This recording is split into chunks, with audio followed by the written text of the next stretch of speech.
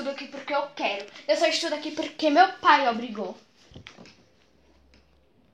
Olha, e eu não e eu não tenho que se misturar com essa gentinha.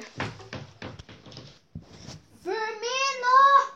Por acaso você é a professora dessa escola? Não, queridinha, eu sou a diretora.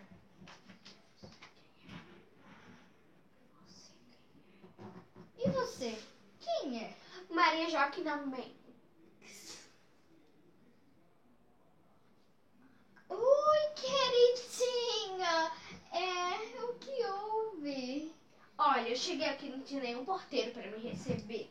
Ah, mas calma, isso não vai acontecer mais, viu? Acho bem.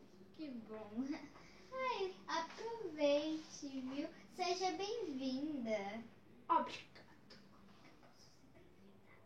Como eu posso ser bem-vinda aqui? Ah, mas você vai se acostumar. Espero que goste, viu? Dinheiro. Dinheiro. Por que a professora chega no primeiro dia de aula atrasada? Ai, meu Deus. O que você vai fazer, hein, garota? Contar pra diretora? Acho que você me deu uma ótima ideia. Quando você pega lá, saindo do embarque, no mesmo piso, sai à minha direita, ele já vai estar lá, tá? Eu vou te passar o local.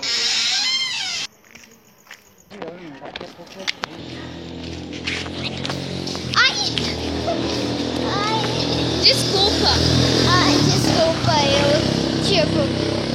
eu tava tão, sei lá. Meu desculpa também, aqui eu tava desastrado. Ah, não tem problema. Você é o tal do Firmino, um Sou, famoso? sou. Vai fazer pelo menos o texto. O texto Você é o famoso Firmino? Sou eu, sim, o famosão. Você é a famosa professora Helena? Você é a famosa professora Helena?